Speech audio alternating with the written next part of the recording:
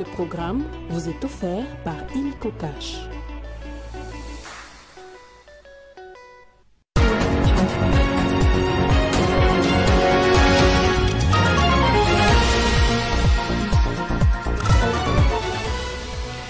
Après sa rencontre avec les présidents congolais, rwandais et ougandais, le médiateur de l'Union africaine, Faure Gnassingbé, s'est entretenu à Lomé avec l'envoyé spécial du secrétaire général des Nations Unies pour la région des Grands Lacs. Au centre des discussions, la situation sécuritaire dans l'est de la RDC. À la une également, au Kwilu, le prix du litre de carburant double à Bandundu. Il connaît une majoration à 100%, voire plus, impactant négativement les transports en commun encore assurés par les taxis-motos dans ce coin du pays. Et puis en sport, l'équipe de football ASV Club est frappée par la Ligue nationale de football. Après les actes de vandalisme lors de la dernière rencontre au Stade des Martyrs, la Lina Foot a donc décidé que Vita Club perde son match par forfait en faveur des Aigles du Congo. Elle condamne également l'équipe à payer une amende de 12 000 $. Nouveau journal sur Télé 50, bienvenue à tous. Le processus de paix dans l'est de la RDC franchit une nouvelle étape entre les pourparlers de Doha avec la rébellion du M23 AFC et la signature imminente d'une déclaration des principes entre la RDC et le Rwanda. Les signaux diplomatiques se multiplient en faveur d'un apaisement durable après plus de 3 décennies de déstabilisation. Benjamin Moudiata nous en dit plus. Lors du briefing presse tenu jeudi 24 avril et diffusé en direct de la chaîne nationale, le ministre de la Communication et Médias, Patrick Mouyaya, à côté du ministre d'État en charge de l'aménagement du territoire, Maître Guilando Mboyo, est revenu en détail sur la déclaration conjointe signée à Doha entre le gouvernement congolais et la rébellion du M23 AFC. Il a salué l'impact déjà visible de cette initiative, notamment par la mise en œuvre d'un cessez-le-feu effectif qui marque, selon lui, une avancée significative vers la paix dans l'Est de la République. Ce dialogue, sous médiation qatari, implique directement les experts du gouvernement et ceux du M23, ce qui engage pleinement les deux parties. La déclaration conjointe qui a été faite hier, sans relire la déclaration du 18 mars, c'est l'élément déclencheur. Je rappelle ici qu'avec le Rwanda, dans le cadre du processus de Luanda, toutes les questions ont été vidées. Il restait la signature. La question qui restait pendante pour permettre justement une évolution, parce que nous sommes dans une phase très critique qui est la phase d'atterrissage, c'était la question du M23.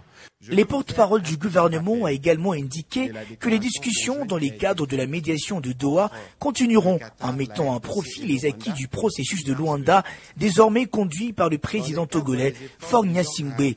Les porte-paroles du gouvernement cheminois ont insisté sur le fait que ces efforts conjoints s'inscrivent dans une même logique, celle d'un retour de la paix dans l'est de la RDC.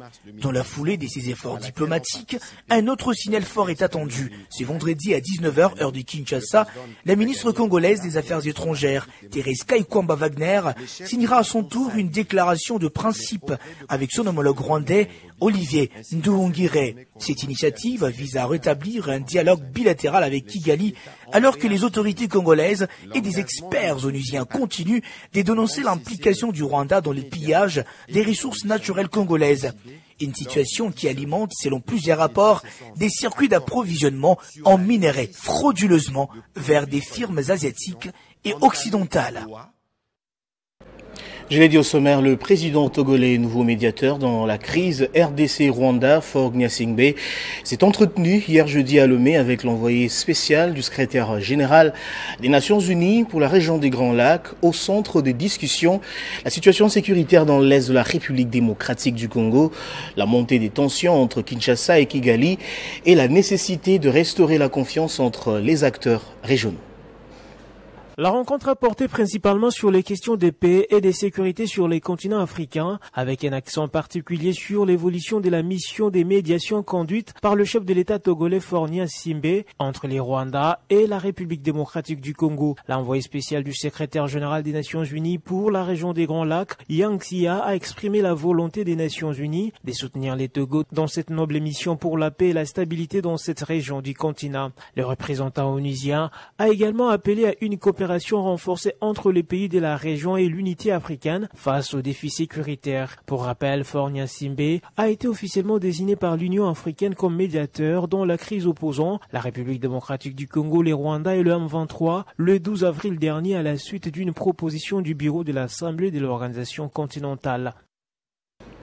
Et puis poursuivons ce journal pendant ce temps. Le Fonds spécial de réparation de l'indemnisation des victimes des activités illicites de l'Ouganda en République démocratique du Congo a clôturé sa réunion du conseil d'administration jeudi à Kinshasa. Lors de cette réunion stratégique, les présidents du conseil d'administration du FRIVAO a manifesté sa reconnaissance envers le ministre de la Justice Constant Mutamba pour son implication dans le processus d'indemnisation des victimes et a par la même occasion annoncé l'ouverture prochaine de cette structure dans d'autres provinces de la République. Chers membres du Conseil, nous voici au terme de notre réunion du Conseil qui nous a pris pratiquement 10 jours. Les points abordés nous ont permis de prendre des résolutions qui vont permettre à notre établissement de marcher sur les lignes droites de l'arrêt et du décret et de notre règlement d'ordre intérieur. Je remercie par cette occasion les chefs de l'État, son Excellence Félix Antoine Tshisekedi Tshilombo dit Fatou Béton, pour son amour envers les filles et fils de la Grande Orientale. Mais ces remerciements à son Excellence Monsieur le ministre d'État, ministre de la Justice et garde des Sceaux, et au ministre des Finances pour leurs efforts à avoir le parachèvement de ces processus. Et je demande à leurs excellences de faire un plaidoyer pour que l'établissement public FRIVAO soit budgétisé comme prévoit le décret 19/20, ainsi que le décret 23/14B pour les statuts et avantages des mandataires, qu'aucun mandataire de FRIVAO ne bénéficie. Ça fait 2 ans aujourd'hui. Mes sincères félicitations à vous, membres du Conseil, pour le travail abattu pendant 10 jours. Aux victimes, je vous annonce que pour bientôt, FRIVAO va se déployer dans d'autres provinces.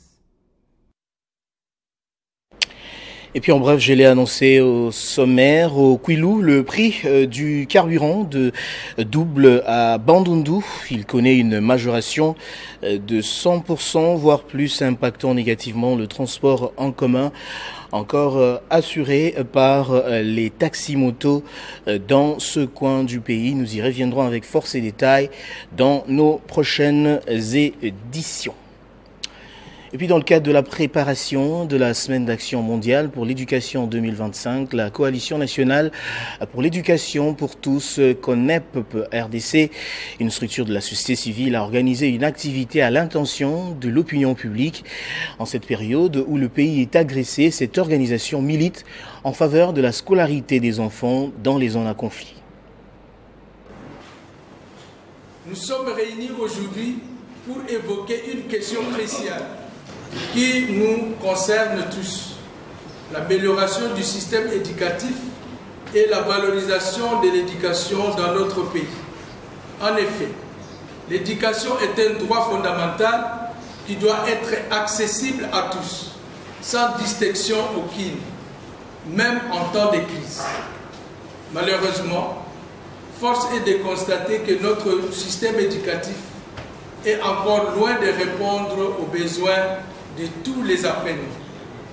C'est pourquoi, dans le cadre de la campagne mondiale d'action pour l'éducation 2025, qui va du 28 avril au 5 mai 2025, nous nous sommes fixés pour objectif de promouvoir l'éducation inclusive et équitable de qualité pour tous, en mettant l'accent sur les défis majeurs que rencontre notre système éducatif, en particulier en situation d'urgence ou de crise.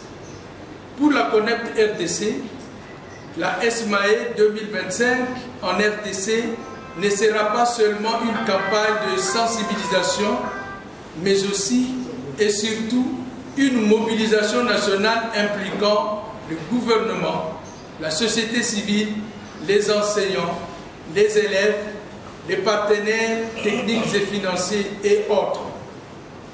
Son objectif est de faire de l'éducation inclusive et équitable de qualité une priorité, même en temps de crise, et de garantir un avenir meilleur aux milliers d'enfants congolais dont l'éducation est aujourd'hui menacée. Les grandes lignes de cette campagne concernent le renforcement de la réponse éducative en situation d'urgence, la protection des infrastructures scolaires et l'assurance d'un environnement d'apprentissage sécurisé.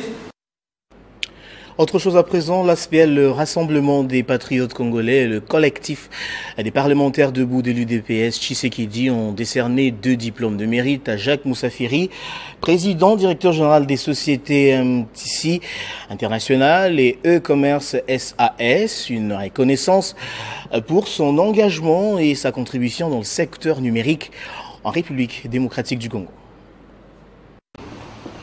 Ils honorent ceux qui se démarquent dans leur secteur. Les collectifs des parlementaires debout de l'UDPS Tshisekedi ont cette fois-ci ciblé les secteurs numériques, le mérite et à cette occasion à Jacques Moussafiri, PDG des sociétés MTC International et ICOM SAS. Diplôme de mérite et d'excellence lui décerné par les présidents de l'ASBL RPC, Eugène Mali, et le président du collectif des parlementaires debout de l'UDPS Tshisekedi, Moïse Tshisanda. Et c'est pour son engagement et contribution dans le secteur numérique en RDC. Ces présents diplômes de mérite vous est décerné en vertu des dispositions qui réglementent nos statuts. Nous vous décernons ce diplôme au nom de tous les parlementaires debout de l'UDPS Tshisekedi en République démocratique du Congo et ceux de la ville-province de Kinshasa en particulier. Vos réalisations sont si nobles, fiers de vous, mon Mboka. Les patriotes vous disent merci. Jacques Moussafiri est ingénieur en génie électrique et en informatique avec comme spécialité intelligence artificielle avec beaucoup de projets menés. J'ai fait une longue carrière en France où j'ai mené des projets de développement industriel. Aussi bien, j'ai été chef de projet de l'aéroport Charles de Gaulle, le terminal 2F, mais aussi le port autonome du Havre, le terminal minéralier. Mais à côté de ça, bien entendu, j'ai mené des projets dans l'industrie automobile, l'agroalimentaire, etc. Et ensuite, des fonctions fonctionnelles au sein du groupe Eiffage, avant de me lancer dans un projet entrepreneurial. Le numérique qui contribue à la transparence et l'équité économique, mais aussi l'inclusion financière, secteur clé pour le développement du pays. Hommage au pape François décédé à l'âge de 88 ans. La plateforme des confessions religieuses était à la Nonciature apostolique de Kinshasa, dans la commune de la Gombe, pour signer le livre d'or du registre des condoléances. Sur place, les chefs religieux congolais ont exprimé leur compassion à l'Église catholique universelle à la suite de la disparition du Saint-Père. Nous nous sommes présentés devant les nonces apostoliques, ici à la Nonciature, pour exprimer nos condoléances, une façon de garder une mémoire. Donc au nom de tous les croyants, au nom de tous les chrétiens, nous avons présenté nos condoléances à tous les chrétiens catholiques de la République démocratique du Congo et nous avons également présenté nos condoléances à tous les chrétiens catholiques du monde entier parce que celui qui nous a quittés, il est l'envoyé de Dieu pour le monde entier. Partant de là, nous avons aussi montré notre attachement à ces valeurs. C'est quelqu'un qui avait le cœur pour les démunis, spécialement pour la République démocratique du Congo. Il n'a pas cessé de prier, même à ces derniers instants, il a demandé pour qu'il y ait la paix en République démocratique du Congo. Et nous avons exprimé cette reconnaissance en disant le peuple congolais est très reconnaissant envers cet homme. Et nous avons également montrer de quelle manière, dans sa dernière visite, il a dit haut et fort que tous ceux qui ont leurs mains sur la République démocratique du Congo, qu'ils enlèvent leurs mains de la République démocratique du Congo et que toutes ces paroles demeurent dans l'âme de chaque Congolais. Nous tous, un jour ou un autre, nous passerons. Mais cet homme qui est une haute autorité spirituelle dans le monde, ça ne pouvait pas nous laisser indifférents. C'est par là que nous montrons notre cohésion, que nous montrons le vouloir d'être toujours ensemble. Dans le monde, en Ukraine, une nouvelle vague d'attaques russes à Kiev a fait au moins 12 morts et 90 blessés. Le président ukrainien Volodymyr Zelensky a été contraint d'écourter son séjour en Afrique du Sud, un voyage important pour parvenir à la paix dans son pays, une escalade qui intervient alors que l'Ukraine dénonce depuis 44 jours la violation systématique du cessez-le-feu par Moscou. En visite en Afrique du Sud, afin de nouer les accords diplomatiques avec Pretoria, membre du BRICS, le président ukrainien Volodymyr Zelensky a écourté son voyage à cause des frappes russes survenues dans la capitale ukrainienne le jeudi, faisant plus de 12 morts et 90 blessés. Ces frappes s'inscrivent dans un contexte où la Russie semble vouloir accentuer la pression militaire alors que des discussions internationales sur un éventuel règlement du conflit ressurgissent. Dans son message sur X, le président ukrainien a fait savoir que la Russie continue de tuer son peuple malgré les engagements de cessez-le-feu. Son retour précipité en Ukraine souligne la gravité de la situation et la nécessité d'une réponse coordonnée face à cette escalade. Alors que la Russie s'est dit être prête à conclure un accord, mais certains éléments spécifiques doivent encore être peaufinés, a affirmé le chef de la diplomatie russe. En sport, pour terminer, 12 000 $ américains d'amende et des matchs à huis clos. C'est la lourde sanction infligée à l'association sportive V-Club après les actes barbares causés par ses supporters lors du match contre les Aigles du Congo. Dans sa correspondance, la commission de gestion de la Ligue nationale de football n'a pas épargné les arbitres de ce match, auteurs du mauvais jugement sur le but qui a déclenché ce trouble. Les détails dans ces récits de Christian Bokaya.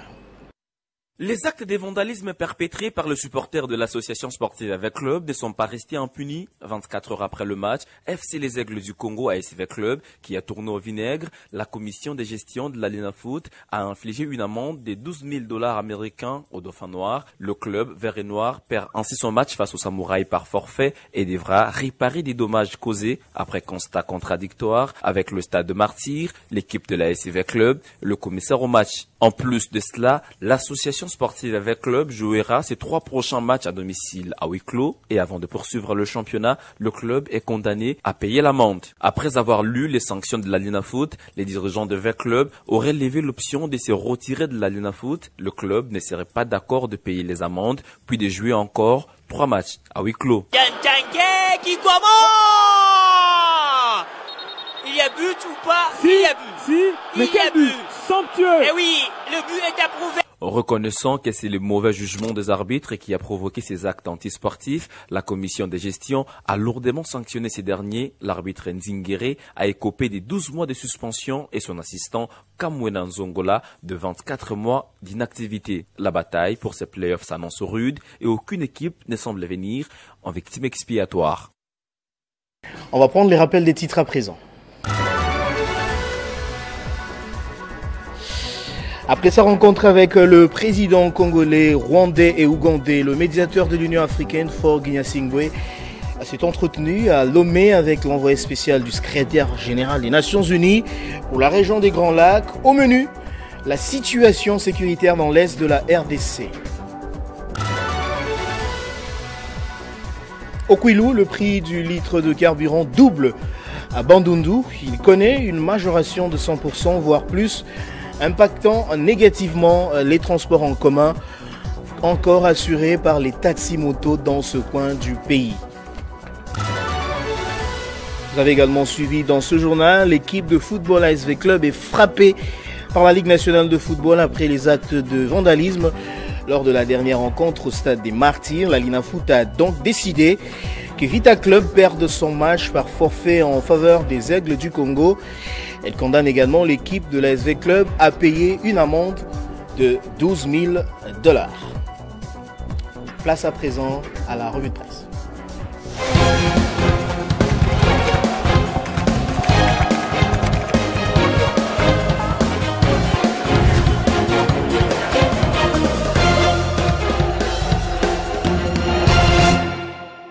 C'est l'heure de la revue de presse et c'est avec Nathan Diamoueté qui va devoir me rejoindre sur ce plateau et à qui j'ai dit bonjour et bienvenue. Bonjour Christian, merci, bonjour également à tous ceux que nous suivent de partout. Alors, deux sujets à la une. D'abord, accord de paix entre Kinshasa et M23, un traité qui aspire à la fin des hostilités. Exactement, Christian, les traités de paix entre Kinshasa et le M23 AFC est largement commenté dans la presse en début de ce week-end. Nous commençons notre revue de presse avec le journal EcoNews qui titre à sa une: Doha a fait bouger les lignes, Kinshasa et AFC M23 désormais partenaires pour la paix. Ce journal fait remarquer, Christian, si à Doha, avec l'encadrement justement du Qatar, qui Kinshasa et la coalition rebelle AFC M23 ont finalement réussi à trouver un compromis mercredi soir après une longue période de conflit sanglant dans l'est de la République démocratique du Congo. Ces tabloïds soulignent une percée sans précédent, là où les efforts de médiation à Nairobi et Luanda ont échoué, offrant une lueur d'espoir à une région endeuillé. Le journal Le Maximum, quant à lui, pointe à sa une RDC M23 Doha. La surprise, c'est justement la question que ce journal se pose. Ainsi, Doha a été en fin de compte les lieux où des discussions franches et constructives ont eu lieu, comme le précise leur communiqué conjoint. À l'issue de leurs échanges, les parties ont décidé de collaborer pour parvenir à une trêve qui favoriserait la mise en place d'un véritable cessez-le-feu. Quant à la tempête des tropiques, elle adopte plutôt une attitude de prudence face à cette décision, tout en insistant sur sa une que Kinshasa devra rester vigilante car les terroristes ont du mal à tenir leurs promesses, d'après quelques révélations de ces sites d'information. Sous la pression de la communauté internationale, les agresseurs qui avaient initialement quitté les négociations sont revenus par la suite pour reprendre les discussions, menant finalement à la signature du communiqué appelant à la cessation des hostilités. Mais Christian, cet accord est accueilli avec enthousiasme dans les colonnes intérieures de Wise.cd, la plateforme d'information en ligne. Le chef de la diplomatie belge a été d'ailleurs cité.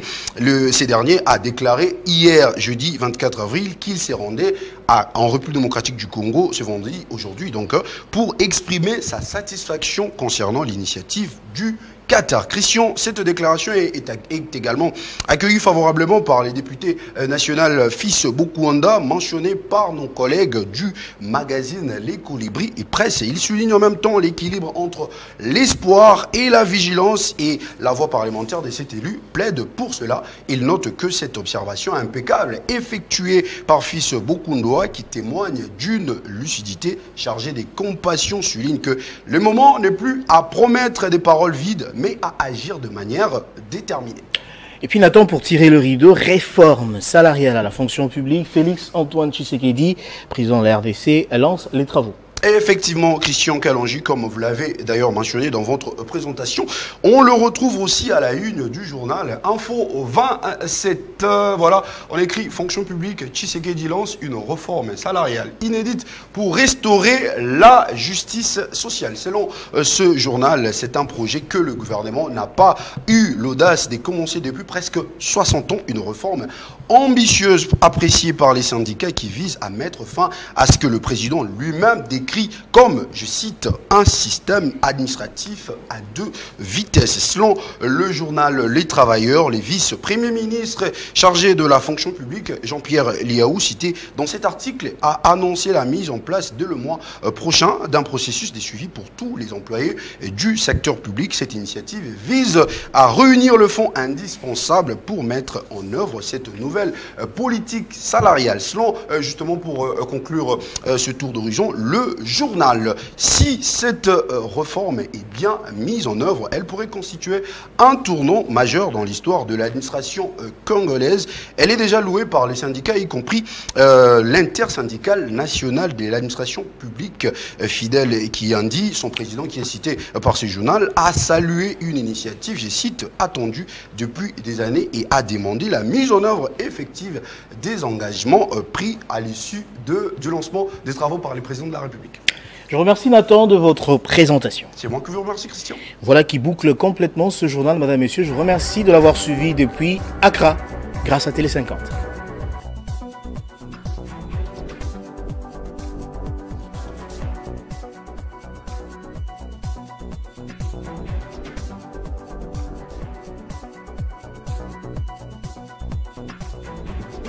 Retrouvez toute l'actualité en continu sur www.tele50.cd.